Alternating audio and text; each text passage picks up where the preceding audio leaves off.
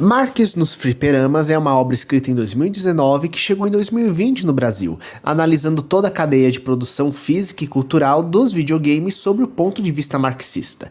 E antes que algum maluco fale que o livro foca transformar os games em ferramentas revolucionárias, a questão passa longe disso, mas sim analisar as implicações socioculturais, políticas e econômicas e como as três se mesclam da gigantesca indústria dos jogos. E o que isso significa?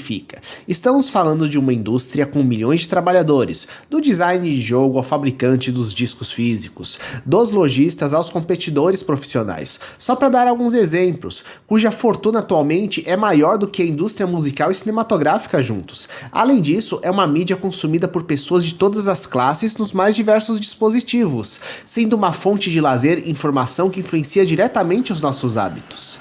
Enquanto debatemos esses temas, podem curtir as minhas jogatinas de pinball virtual ou escutar como se fosse um podcast enquanto arruma a casa ou faz um lanche. Lembrando de dar aquele like e compartilhar com as amizades se gostar do conteúdo. Lembrando que aqui não será um simples resumo do livro, mas uma mescla de sinopse com pontos que acho importante da publicação e minhas considerações pessoais. Levantar esse tema, entrando agora na questão, é importante no momento em que tantas empresas são acusadas e várias condenadas por trabalho exaustivo, assédio no trabalho, falta de respeito com seus criadores e entregando produtos caríssimos com sérios problemas de qualidade, que podem demorar até um ano para serem corrigidos ou mais, como as empresas Konami e Blizzard ficaram conhecidas nos últimos tempos.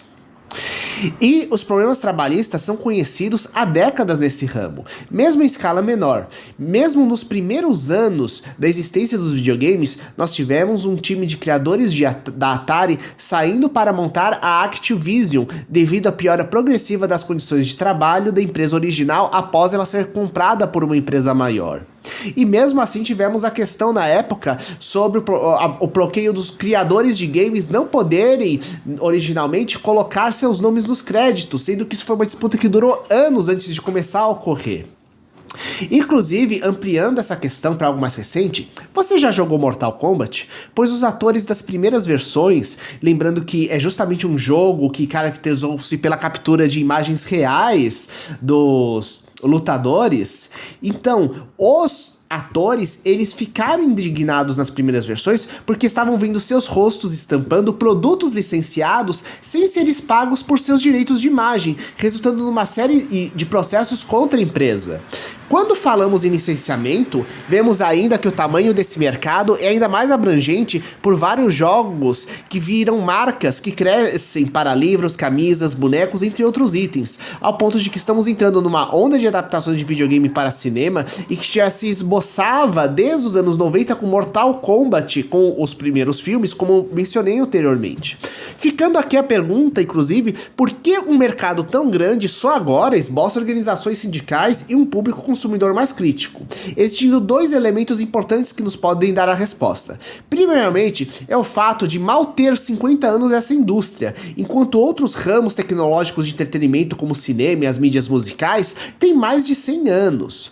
Outro ponto importante é como esse mercado se inicia, como uma oportunidade de trabalhar com o próprio ato de brincar, onde sua liberdade criativa é valorizada por ser um item fundamental no processo, imagem que ainda é vendida. Porém, como eu já comentei, desde os tempos da Atari não é exatamente assim o meio de trabalho, e a criação de jogos cada vez maiores e mais complexos transformou as obras de grandes empresas no resultado de verdadeiras linhas de produção, algo que só é quebrado e retomado em parte ao seu ideal original no mundo dos jogos independentes. Inclusive, dentro do meio independente, temos os jogos próprios, onde os próprios fãs acabam sendo muitas vezes sendo os produtores de conteúdo, sejam de streamings, gerando material derivativo a partir de suas jogadas, como também todo um universo de modificações de games, assim como jogos dos próprios fãs.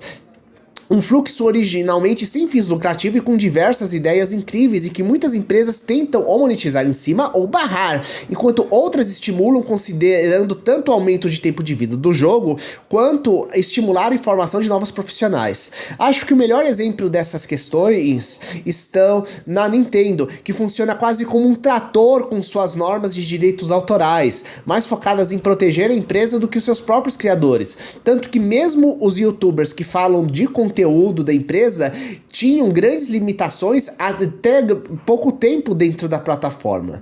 Do outro lado, a Capcom, há poucos anos, teve contato com o crossover de Mega Man com Street Fighter feito por um fã e parabenizou, espalhou o conteúdo. Só que a mesma Capcom é famosa por seus pacotes de conteúdo incompletos de Street Fighter, forçando os seus jogadores a ter que comprar o mesmo jogo umas 5 vezes se desejarem o material inteiro. E problemas internos de trabalho aparecem também ao longo do histórico da empresa, a ponto de que o criador de Mega Man saiu da empresa já há um bom tempo para criar suas próprias obras. Reforçando que o meio de jogos independentes não inclui apenas fãs remodelando suas franquias favoritas. Longe disso, mas pequenos grupos, até mesmo de uma única pessoa, criando seus próprios jogos sem precisarem de uma grande empresa por trás. Algo possibilitado graças ao acesso às novas ferramentas de produção de games, distribuição pela internet e sistemas de financiamento coletivo. Um meio de meio crescimento graças aos seus jogos de preços mais baratos e criatividade que foge de fórmulas estabelecidas das grandes empresas.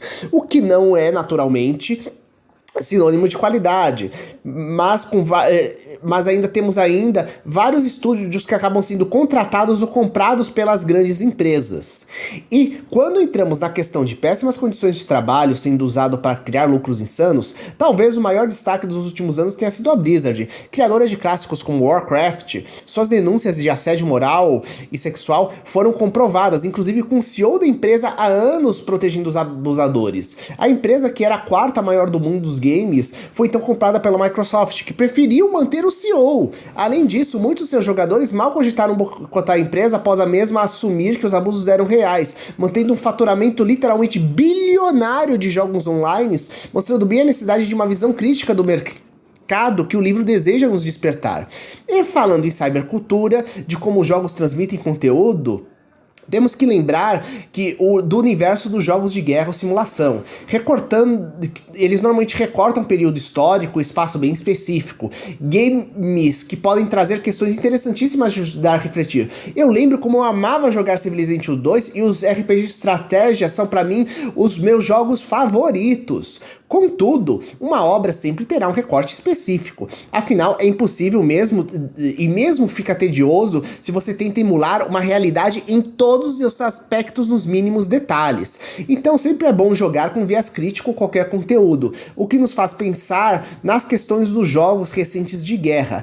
Qual o limite de entretenimento com informação em emular uma batalha muito recente, de por exemplo 20 anos atrás? Como fazer isso sem desrespeitar seus mortos, ou sabendo que esses conflitos têm um aspecto muito complexo para deixar um único grupo como heróis ou vilões? Como trabalhar os tons de cinza disso? Lembrando ainda que armas e uniformes recentes têm direitos autorais. Então, esses games acabam pagando fortunas para empresas bélicas em troca do uso parcial de seu conteúdo de designer. Com essas mesmas empresas armamentistas acabando colocando condições de como devem ser mostrados seus equipamentos. Assim, o tal realismo que é usado para vender jogos atuais é falso, pois na verdade você vai apenas jogar com a versão da indústria, com aquilo que a indústria de armas de guerra norte-americana considera mais adequado sobre a guerra, e que você pode estar financiando ao comprar esses games. Lembrando que isso não é obrigatório e que depende unicamente do quão realista, supostamente, os desenvolvedores do jogo querem tentar transmitir a essência do jogo.